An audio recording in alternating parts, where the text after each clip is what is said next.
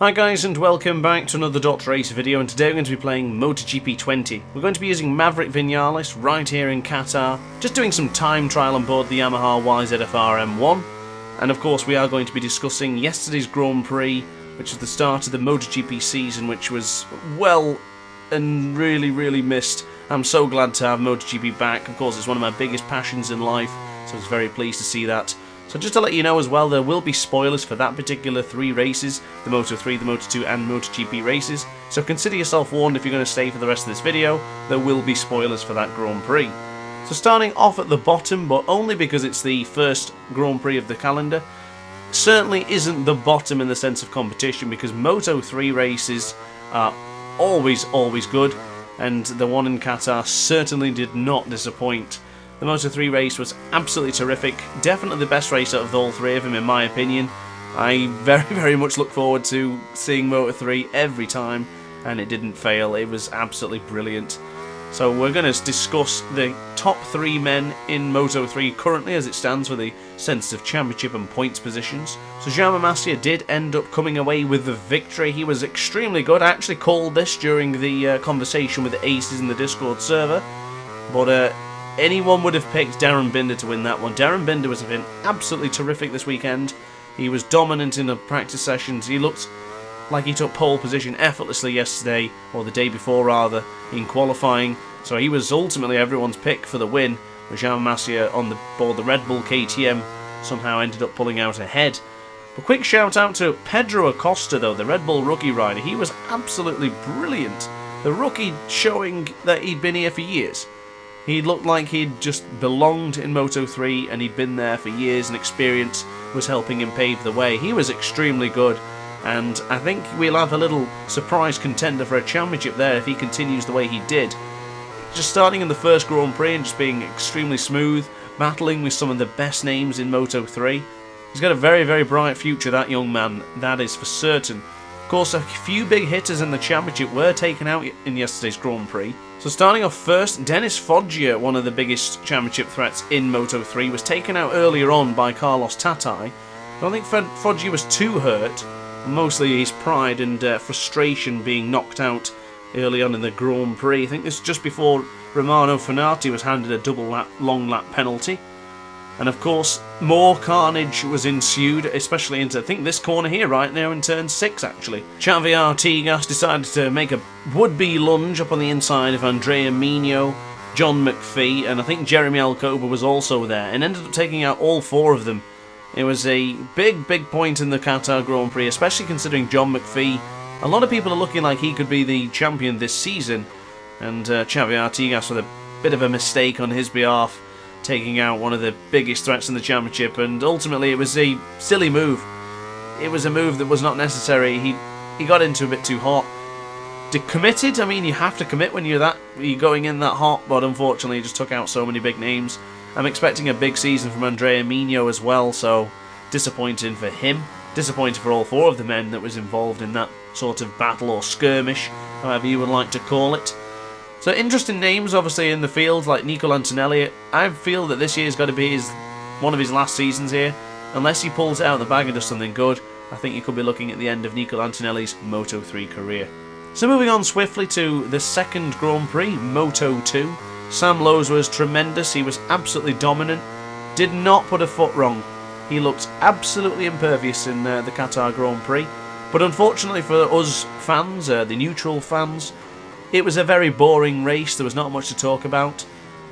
Unfortunately, that's how it goes sometimes, but for Sam Lowes fans and for Sam Lowes himself, brilliant performance. That Elfmark VDS bike is definitely looking like the best one in the field this season. And I'm going to say this is probably a little bit controversial compared to what other people think, but I absolutely adore that bike livery. I think it looks gorgeous.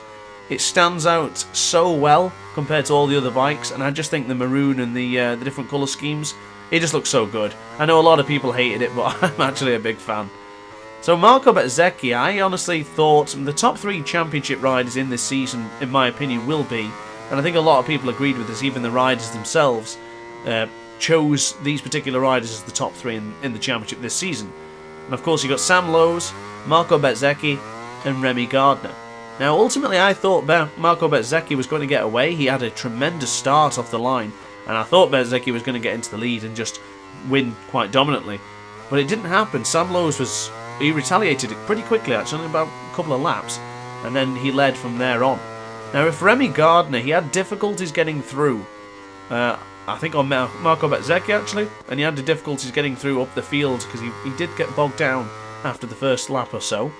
But unfortunately for him, it took him a little bit too long to try and chase down Sam Lowes, and it did look like he had the gumption and the gall to go after Sam Lowes, but unfortunately, it was just not good enough. I don't think Remy could have done anything, to be quite honest with you. Sam Lowes was on another level, so major props to Sam Lowes. A big shout out as well to Fabio Di Giannantonio, getting ahead of Marco Bezzecchi with about 4 or 5 corners to go on the final lap of the Qatar Grand Prix.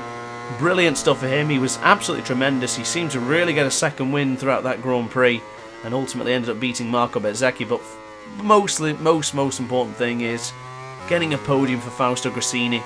I'm sure he was watching down upon that one and just smiling and just having a great time.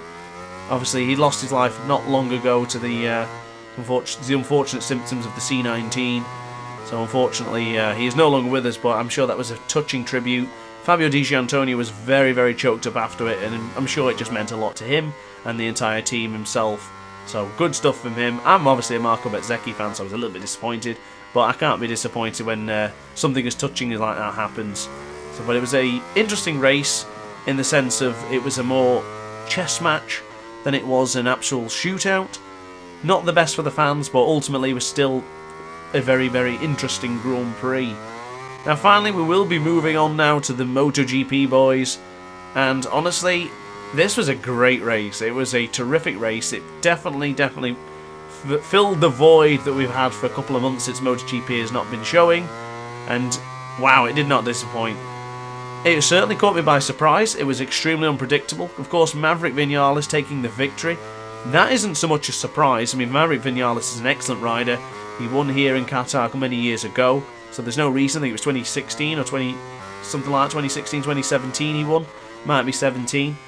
But he was tremendous. And honestly, he was really good. And usually when Maverick wins, he was a bit like Lorenzo in that regard, that he would win by starting in the front row and just shooting out to the front and chucking in those metronomic laps. Surprisingly, it was a little bit different, actually. Maverick did get a little bit bogged down. He went down to about 6th or 7th, or perhaps 8th, and worked his way through with his teammate Fabio Quartararo, making lunges up on the inside of the Ducatis, fighting with the Suzukis. He was extremely good. He looked extremely calm, extremely planted. The rear tyre looked like he had tons of grip in that, which is surprising considering the Yamaha struggle so much with rear tyre grip. And we're going to get to the rear tyre grip with the Yamahas in just a moment's time, so bear that in mind. But Maverick Vinales, absolutely awesome. Our first winner of the 2021 campaign. Brilliant stuff from him. A little bit of a surprise on the Ducati front. I picked it, and I know a lot of other people picked. Pecco Bagnaia was going to take his first Grand Prix victory in the Premier class. It didn't happen, but ultimately he did manage to hold on to 3rd place, which personally, if he didn't have that Ducati power, he wasn't going to get, because of course Joan Mir was leading ahead of him on the final lap. But ultimately, Pecco still got a podium, which was brilliant. Pole position for him on Saturday. He looks very good on that Ducati. But speaking of the Ducati front, Johann Zarco took 2nd place. Brilliant performance from him. He was probably my rider of the day, to be honest with you, because I know Zarco from watching him since the beginning, from when he was on the Caterham to then even when he was on the Calyx in Moto2 dominating the championship. He's an aggressive rider. He likes to attack, he likes to fight. He was extremely smart, he was mature, and he looked very comfortable on board that Ducati. I was really impressed with Zarco because I know he likes to go for it. I know he likes those lunges. I know he likes to get dirty and really chuck out the elbows, but he didn't do that. He stayed smart, he stayed calm, and ultimately hung on for 2nd place. So Johann Zarco for me was brilliant. Really happy to see him back up there, especially considering how bad the KTM fiasco went. So it's nice to see him the same success he did like in Brno last season. So of course that is your top 3. Now we'll look on to the other riders and see what happened and where we're looking for the sense of the future. But honestly for me, I'm a big Valentino Rossi fan. Team Yamaha I've always been, so happy to see Maverick take the victory. Fabio Quartararo was good, he finished in 5th. Not as good as I thought he would be, but still, he was pretty good. But unfortunately, Valentino Rossi and Franco Morbidelli had a torrid time in Qatar. Rossi looked good to start the race off and then disappeared. Franco Morbidelli disappeared from the second the race started, from 7th place down to about 18th in just one lap, and he stayed there for the rest of the duration of the race. Now, apparently after the conversation I've seen and the interviews, Franco Morbidelli had a problem on the grid, which they could not fix, hence the reason he struggled so much. Valentino struggled mightily with the rear tyre, just lack of grip. Weirdly enough for him, he set his fastest lap of the race on the final lap. So apparently what he did was he saved the tyres and just started relaxing a little bit and just calming the whole bike down, and then pushed again for the last couple of laps to see if that would work. And that ultimately worked for him. So it's really intriguing stuff. The Yamahas are still just as unpredictable and as unreliable as ever. Ducatis look fantastic. The Hondas, we didn't see anything of them, to be honest with you. The Aprilias look good though. Well, one Aprilia at least, Aleix Spargro. Give him props, because Aprilia could be doing something this season, you never know. Potentially a podium, who knows. But of course, quick shout out to Joan Mir, just having a little bit of a disappointing race, saving it, making a good race, turning it over, turning this brand new leaf and potentially getting on the podium, onto the final straights after getting past so many riders, and ultimately beat by Ducati power. Tough luck for the champ, but honestly, he still looks great, and I think he's definitely still the man to beat. So guys, that is just a brief conversation about the recap of MotoGP. I've not gone into too much depth here, but if you do like this video and you would like some more in-depth look and listen to more of my opinions and just to talk about the race, let me know in the comment section down below. I could have made this video 20-30 minutes long, but I wasn't sure, so I've just given some bite-sized chunks for now. If you are interested and you want to see a more longer, more detailed approach to all this video, let me know, because I would love to do it, but I don't want to waste too much time. So guys, hope you enjoyed the video. Let me know what you think. Like, comment and subscribe if you enjoyed. Hit the notification bell to be alerted to every single DrAce upload. And upon that note guys, thanks for watching and I'll see you next time. Ciao for now.